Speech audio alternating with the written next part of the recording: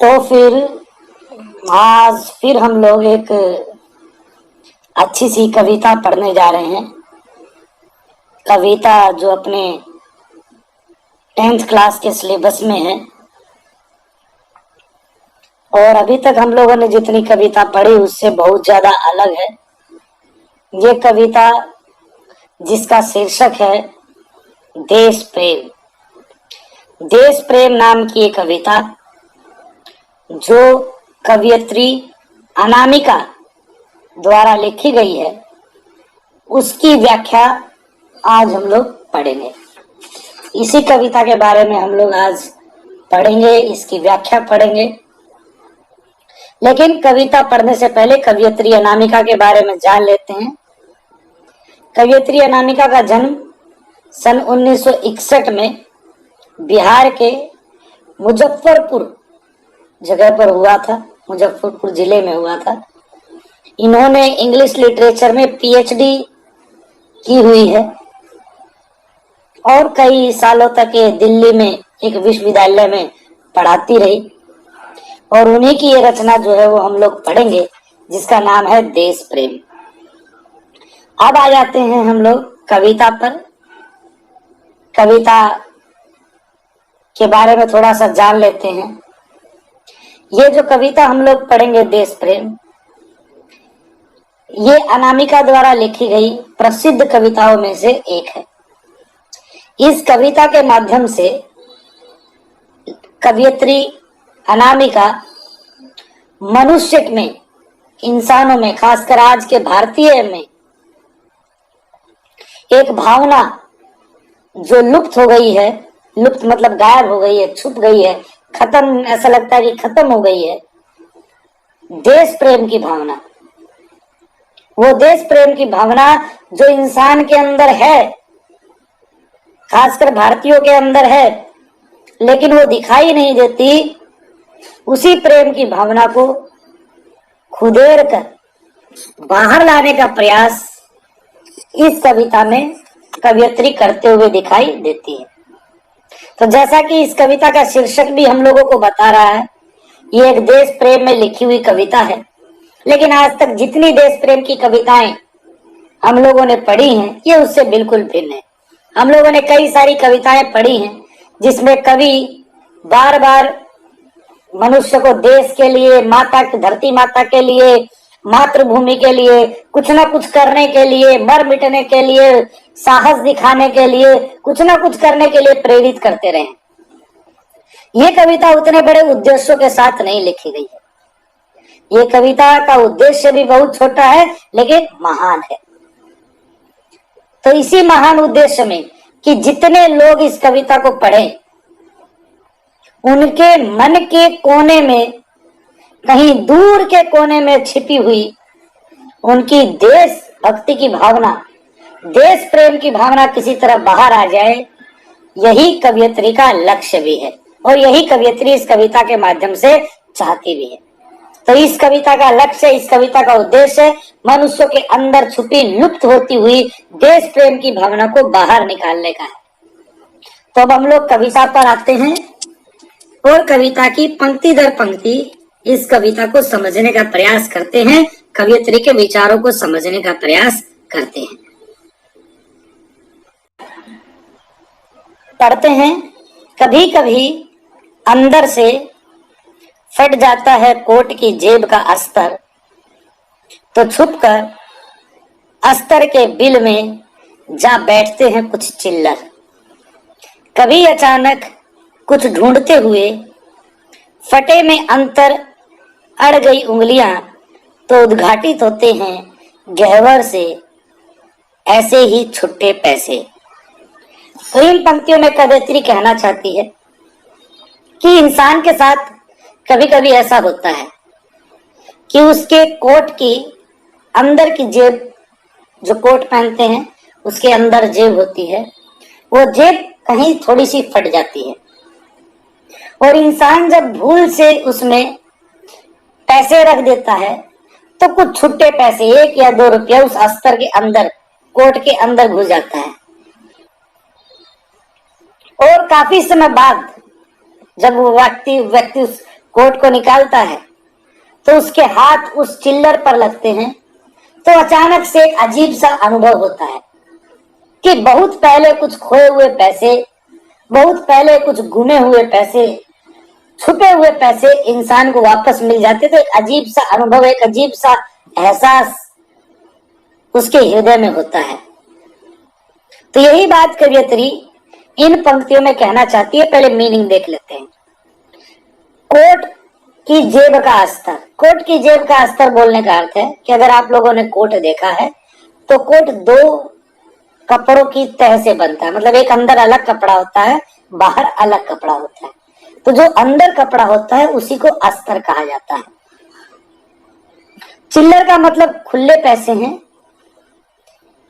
और इसके अलावा उद्घाटित का मतलब होता है प्रकट होते हैं, अचानक मिलना, अचानक सामने आना, इसको बोलते हैं उद्घाटित होना। गहवर से का मतलब होता है गहरे से, काफी अंदर गहरे से वो पैसे उस इंसान को वापस मिल जाते हैं जो गलती से फटी हुई जेब के कारण कहीं अस्तर के नीचे छुप गए थे।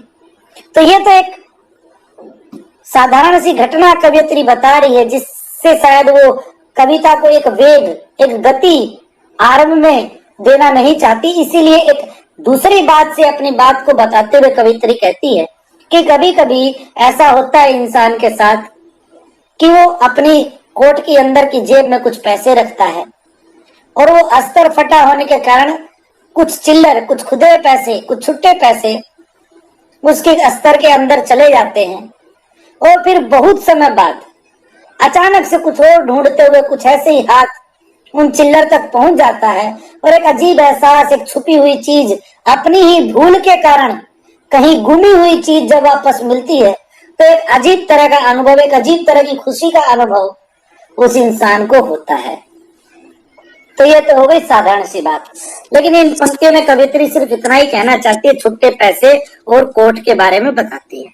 लेकिन ये सब बताने का आशय क्या है, ये सब कवित्री बताने का उद्देश्य क्या है, ये हम लोग शायद आगे की पंक्तियों में जान पाएंगे। तो हम लोग चलते आगे की पंक्तियों में, पता करते हैं कि इन पंक्तियों का क्या संबंध है आगे की पंक्तियों के साथ, आगे की लाइंस के साथ इनका क्या संबंध है। आगे की पंक्तियां, ऐसे ही छुट्टे पैसे सा छुपा हुआ मेरे मन की कोने अंतरों में मुझे मिला वह, जिसका भारी भरकम एक नाम है देश प्रेम। वैसे तो भारी भरकम चीजों से मुझको डर लगता है, लेकिन वह मिल ही गया तो मैंने उसे प्यार से देखा। तो अब समझ में आया कि उन पहले वाली पंक्तियों का, उस कोट की जेब का, उस फटे हुए अस्तर का और उसके अंदर जाने वाले सिक्कों से कवियत्री आखिर कहना क्या चाहती है। कवियत्री का मानना है कि जैसे कोट की फटी हुई जेब के अंदर जाकर, उस अस्तर के अंदर जाकर कुछ छुट्टे पैसे छिप जाते हैं, ऐसे ही एक भावना है जो कई सारे लोगों के, खासकर मेरे, कवियत्री अपनी बात करती है कि मेरे अंतर कोने में जाकर कहीं छिप गया है। पहले मीनिंग देख लेते हैं इसी बीच। कोने अंतरों का मतलब है हृदय, मान लेती है यहाँ पर तो, और बाकी तो कोई ऐसी मीनिंग दिख नहीं रही, ऐसी कोई शब्द दिख नहीं रहा कि जिसका अर्थ बताने की आवश्यकता हो। तो कवियत्री का मानना है कि ठीक उन छुट्टे पैसों की तरह ही एक भावना है, एक एहसास है जो मेरे हृदय के अंदर किसी कोने में जाकर छिप गया है। उसका नाम भी कवियत्री याद करती है, उस भावना का, उस एहसास का, उन फीलिंग्स का एक भारी भरकम नाम कवियत्री को याद भी आता है, और वो भावना है देश प्रेम। ऐसा ही होता भी है कि अपने जीवन की रोज की भाग दौड़ में आदमी अपने देश के बारे में कहीं ना कहीं सोचना कम कर देता है, और ये जो भावना है, देशभक्ति की भावना, ये उसके हृदय में है, लेकिन वो उसके हृदय के किसी अंदर वाले कोने में जाकर छिप जाती है। अच्छा, कवियत्री ये भी कहती है कि बहुत भारी भरकम नाम है। भारी भरकम इसीलिए भी है क्योंकि पुराने कवियों ने इस भावना को बड़ा भारी भरकम बना दिया है कि भाई देश प्रेम है तो देश प्रेम निभाना होगा, देश प्रेम निभाना बड़ा मुश्किल होता है, देश के लिए जान दे दो, पता नहीं क्या क्या। तो बहुत ही एक भारी भरकम चीज, एक भारी भरकम भावना जिसका पालन करना भी काफी कठिन समझा जाता है, वो देश प्रेम की भावना अचानक कवियत्री को अपने हृदय के किसी कोने में छिपी हुई मिल जाती है। तब उसको याद आता है कि कई सारी भावनाओं के साथ इंसान के मन में कई सारी भावनाएं होती हैं। माता के रूप में भावना होती है, पुत्र के रूप में माँ के प्रति, पिता के प्रति कई सारी भावनाएं होती हैं। इसी के साथ एक देश प्रेम के प्रति भी हर आदमी के मन में भावना होती है, और वही भावना आज कवियत्री को मिल गई, उसके मन के किसी कोने में अचानक से मिल गई। जैसे खोए हुए छुट्टे पैसे फटी हुई जेब के अस्तर में मिल जाते हैं, वैसे ही कवियत्री को अब ये छुपी हुई भावना जो उसके मन के अंदर ही थी लेकिन छुप गई थी, वो भावना आज कवियत्री को मिल गई है। क्यों मिली? ऐसा क्या हुआ कि आज ही मिली? पहले ये भावना कहाँ थी? क्या कभी ये भावना कवियत्री के मन में आज से पहले आई नहीं? इन सारे सवालों का जवाब हम लोग आगे की पंक्तियों में शायद पा जाएंगे, लेकिन पहला सवाल तो यही है कि आज ही क्यों मिली? ऐसा क्या हुआ आज जो आज ये अचानक से देश प्रेम याद आ गया कवियत्री को? तो ये हम लोग समझते हैं आगे वाले पंक्तियों में। पढ़ते हैं आगे की पंक्तियां। 26 जनवरी की थी वह ठंडी सुबह, तकिए के नीचे छूट गया था ट्रांजिस्टर खुला। सुबह सुबह बजने लगा राष्ट्रगान, एक पल को सोचा मटिया दूं, लेकिन फिर क्या जाने क्या हो गया। कंबल वंबल फेंक कर मैं खड़ी हो गई सावधान। तो ये कारण है। असल में हुआ क्या, कवियत्री कल रात को गाने सुन रही थी ट्रांजिस्टर पर, और वो ट्रांजिस्टर तकिए के पास, तकिए के नीचे रख कर वो गाने सुनते सुनते ही सो गई, और वो ट्रांजिस्टर रह गया खुला। अब अगला दिन जो था वो था 26 जनवरी का दिन। जैसा कि आप सब लोग जानते हैं, 26 जनवरी का दिन होता है हमारा गणतंत्र दिवस। तो 26 जनवरी की सुबह सुबह अचानक से ट्रांजिस्टर पर, रेडियो पर राष्ट्रगान, हमारा जो राष्ट्रगान है वो बजने लगता है। और इस राष्ट्रगान को जब सुनती है कवियत्री तो पहले तो आलस में भरी होती है। सुबह सुबह जगी है, आलस में भरी हुई, तो उसको एक बार लगता है कि वो बंद कर दे, राष्ट्रगान को बंद कर दे ताकि खड़ा होना न पड़े। लेकिन नहीं, कवियत्री ऐसा नहीं करती। वो अपने कंबल बिस्तर सब फेंकती है और सीधे सावधान की अवस्था में खड़ी हो जाती है।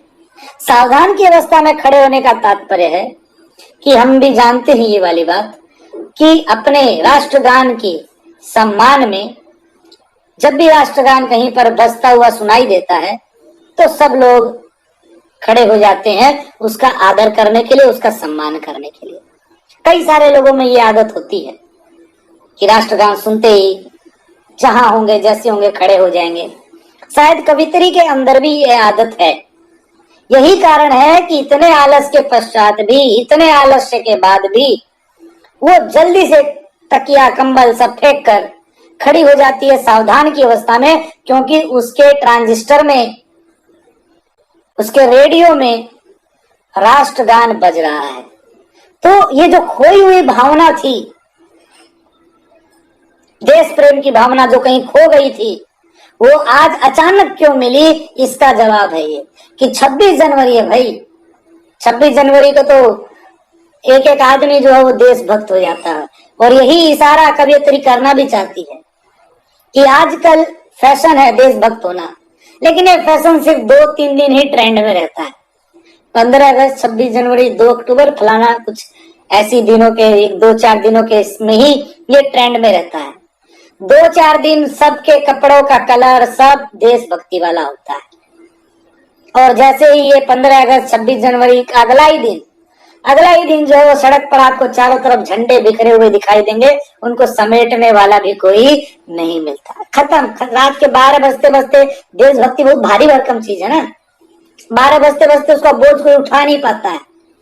अगले दिन तक वो देशभक्ति फटे हुए झंडे के रूप में सड़क पर पड़ी हुई मिलती है। बस 12 बजे तक झेल लिए देशभक्ति को, बहुत अगले दिन से फिर वही प्रेमों का डांस वगैरह सब देशभक्ति गई। तो ऐसा ही कवियत्री के साथ भी है शायद, इसलिए तो इसकी देशभक्ति की भावना कहीं खो गई थी। और अब आई है सामने जब 26 जनवरी को अचानक सवेरे ट्रांजिस्टर पर राष्ट्रगान बजता दिखाई देता है। लेकिन एक बात आपको जरूर अच्छी लगी होगी, मेरे को तो लगी कवियत्री की ये आदत, जिसमें उसको आदत है कि जहां भी राष्ट्रगान बजते हुए देख सुनती है तुरंत खड़ी हो जाएगी, भले सो रही हो भले कुछ कर रही हो। ये आदत कहां से आई? और ऐसी क्या चीज है देशभक्ति की भावना में जो सोए हुए आदमी को बिस्तर तक या सब फेंक कर खड़े होने पर मजबूर कर देता है? आखिर ये आदत आई कहां से कवियत्री में? ये शायद हम लोगों को पता चलेगा आगे की पंक्तियों में। तो हम लोग बढ़ चलते हैं आगे की पंक्तियों में और देखते हैं कि कवियत्री में ये आदत आई कहां से। तो हम लोग पढ़ते हैं अगली पंक्तियां। अजब चीज है प्रेम भी, मुंह की लगी छूटती ही नहीं। वर्षों पहले यूं ही झटके से सीट छोड़कर खड़े हो जाते थे हम सिनेमा घरों में। हेलेन के सभ्य कैबरे और मुकरी की भोली फुलझड़ियों के बाद जेमिनी कलर में डीएम टिमका करता था सिनेमा के पर्दे पर। तो हम लोगों का सवाल ये था पिछली पंक्तियों में अगर याद हो तो, ये आदत कहां से आ गई कवियत्री में, राष्ट्रगान को सुनते ही खड़े हो जाने की आदत। तो यही बात कवियत्री, इसी सवाल का जवाब कवियत्री यहाँ पर देती और कहती कि ये प्रेम बड़ी अजीब चीज होती है, भले देश से हो। एक बार अगर किसी चीज से प्रेम हो जाता है तो फिर वो छूटता नहीं है, खासकर देश से। अगर एक बार देश से मोहब्बत हो गई, एक बार देश से लगाव हो गया, देश से प्रेम हो गया तो वो छूटता नहीं है। और हमारे यहाँ पर बच्चों में ये प्रेम बचपन से ही थमा दिया जाता है, बचपन से ही दे दिया जाता है देश के प्रति प्रेम करने की भावना। जैसे कि कवियत्री को मिली, कवियत्री याद करती है अपने पुराने दिन, बहुत पहले के दिन जब ये सिनेमा घरों में पिक्चर देखने जाती थी मनोरंजन के लिए। और जब पिक्चर खत्म होती थी, अच्छा यहाँ पर एक व्यंग किया हुआ है जिसको समझना बड़ा मुश्किल है। हेलेन के सभ्य कैबरे, देखिएगा पंक्ति में लिखा हुआ है हेलेन के सभ्य कैबरे। ये एक तरह का जो व्यंग है कि हेलेन का पुराने पिक्चरों में अगर आप देखेंगे तो हेलेन नाम की एक हीरोइन होती थी जो कि आइटम नंबर करने के लिए ज्यादातर आती थी। हीरोइन तो नहीं थी, वो गानों में ही आती थी सिर्फ। और वो अजीब सा कैबरे, अजीब सा डांस करती थी, उसको लोग महान डांस भी कहते ही हैं। लेकिन कवियत्री उसके ऊपर व्यंग करती है और उसको सभ्य कैबरे बोलती है, जबकि सच्चाई ये है कि हेलेन का जो कैबरे था वो कहीं से भी सभ्य नजर नहीं आता था। इसीलिए उस पर व्यंग करते हुए कवियत्री उसको एक सभ्य कैबरे बोलती है। और दूसरा एक शब्द है मुकरी। मुकरी पुरानी हिंदी पिक्चरों के कॉमेडियन थे। अगर आप लोगों ने पिक्चर देखी होगी अमिताभ बच्चन की शराबी, तो उसमें नथुलाल था। मूछे हो तो नथुलाल के जैसी आई, मूछ हो तो नथुलाल के जैसी आई। तो वही अमिताभ बच्चन की पिक्चर में जो नथुलाल था। इसके अलावा अमर अकबर एंथोनी देखी होगी, उसमें तैयब अली के नाम से एक गाना भी था, प्यार का दुश्मन, तैयब अली प्यार का दुश्मन, ऐसे करके वो क्या बोलते, ऋषि कपूर का गाना था। ऋषि कपूर गाता, तैयब अली उसका ससुर बनने वाला था, ऋषि कपूर का, हीरोइन का बाप था नीतू सिंह का। नीतू सिंह जो ऋषि कपूर की हीरोइन थी उसमें उसका पिताजी बना हुआ था और नाटा सा कॉमेडियन, उसका नाम है मुकरी। मुकरी की भोली फुलझड़ियों का मतलब है मुकरी की कॉमेडी, मुकरी के जो मजाक थे। उसके बाद जेमिनी कलर में लिखा हुआ आता था दी एंड। इसका मतलब कि पिक्चर हो गई खत्म। जेमिनी कलर जो है उस समय जो पिक्चरें जिस कलर में शायद लैब में कलर होती थी, वो लैब का नाम ही शायद जेमिनी कलर लैब था। यही समझ में आता है क्योंकि कई सारी पिक्चरों में देखोगे आप जेमिनी कलर लिखा हुआ मिलेगा। तो जेमिनी कलर उस समय पिक्चरें पहले ब्लैक एंड व्हाइट बनती थी, फिर कलर बनना शुरू हुई, तो जिन कलर से उनको वो था वो जेमिनी लैब में शायद बनती थी। तो यही समझ में आता है। तो उसी में दी एंड ऐसे लिखा हुआ आता था और दी एंड के साथ ही जन गण मन शुरू हो जाता था। जन गण मन शुरू हो जाता था और सारे के सारे लोग जो भी थिएटर में पिक्चर देखने आते थे वो खड़े हो जाते थे जन गण मन अपने राष्ट्रगान के सम्मान में। तो वहां से ही कवियत्री को आदत पड़ी हुई है पहले से। वही आदत है कि आज भी जब उसने गणतंत्र दिवस पर अचानक सभी राष्ट्रगान सुना तो तकिया कंबल सब फेंक कर खड़ी हो गई सावधान की अवस्था में और उन्हीं पुराने दिनों को याद करने लगी। वही पुरानी आदत कवियत्री को याद आने लगी। तो ये आदत कवियत्री को वहां से मिली है जब वो पहले छोटेपन में बहुत पहले सिनेमा घरों में जब पिक्चर देखने जाती तो हेलेन के सभ्य कैबरे और मुकरी की कॉमेडी के बाद जब दी एंड आता था तो थिएटर में सिनेमा घर में जन गण मन लगाया जाता था और सारे लोग खड़े होकर उसका सम्मान करते थे। वहीं से ये आदत है। लेकिन क्या आज भी लोग उसी तरह अपनी भावनाओं को प्रकट कर पाते हैं? क्या आज भी वैसी स्थिति है या आज स्थितियां कुछ बदल गई हैं? इसका हम लोगों को पता चलेगा अगली पंक्तियों में। तो हम लोग सीधे पहुंच जाते हैं अगली पंक्ति में। अगली पंक्तियां पढ़ते हैं। धीरे धीरे क्यों कर छीजने लगा सारा आवेग, अब जाने भी दीजिए। देखिए सुनिए सारे जहां से अच्छा हिंदुस्तान हमारा, यह धुन जो मोबाइल की है क्या आपकी जेब में आ रही है? तो ये पंक्तियां इस कविता की आखिरी पंक्तियां हैं। इन पंक्तियों में कवियत्री ये कह रही है कि आज के देश में और आज के समाज में कई सारे नैतिक परिवर्तन मतलब मोरल चेंजेस आ गए हैं। लोगों का जो तरीका है किसी भी चीज को अभिव्यक्त करने का, चीजों को एक्सप्रेस करने का, वो बहुत ज्यादा बदल गया है। जैसे कि कवियत्री अपने पहले के दिनों में बताती है, लोग देशभक्ति की भावना को प्रकट करने के लिए, अभिव्यक्त करने के लिए सिनेमा घरों में खड़े हो जाते थे, राष्ट्रगान गाते थे और इस तरह वो अपनी देशभक्ति को प्रकट करते थे। लेकिन आजकल वो दिन नहीं है। आज ऐसे लोग भी मिल जाएंगे जो कि आपको राष्ट्रगान पर खड़े होते हुए उसका सम्मान करते हुए, राष्ट्र ध्वज का सम्मान करते हुए दिखाई नहीं देंगे। कई सारे जो नैतिक मूल्य थे, मोरल वैल्यूज थी, वो समाज की खत्म होती हुई दिखाई दे रही है। अब लोगों का में पहले जैसे देश के प्रति भावना नहीं रही, ऐसा भी कवियत्री को लगता है। लेकिन क्या पता, भावना तो है लेकिन उसको एक्सप्रेस करने का, उसको अभिव्यक्त करने का तरीका शायद बदल चुका है। अब लोग अपनी देशभक्ति भावना को प्रकट करने के लिए, अभिव्यक्त करने के लिए अलग अलग तरीके अपनाते हैं। एक तरीका इस कविता में दिखाया भी गया है। जब कवियत्री ये सब सोच रही है तभी किसी के रिंगटोन बजने लगती है, मोबाइल की रिंगटोन बजती है, सारे जहां से अच्छा हिंदुस्तान हमारा। तो अब लोग अपने देश के प्रति प्रेम जताने के लिए सिनेमा घर में खड़े होते हुए तो दिखाई नहीं देते, सड़कों पर खड़े होते हुए दिखाई नहीं देते राष्ट्रगान सुनकर, लेकिन सबने अपने मोबाइल में देशभक्ति के प्रति या देश के गीतों के प्रति प्यार जताया है और उनको रिंगटोन के रूप में रख लिया है। तो ये भी एक अलग तरीका आज दिखाई देता है। इवन अगर हम लोग कवियत्री से आगे बढ़ना चाहे तो हम लोग तो कवियत्री से आगे बढ़ चुके हैं।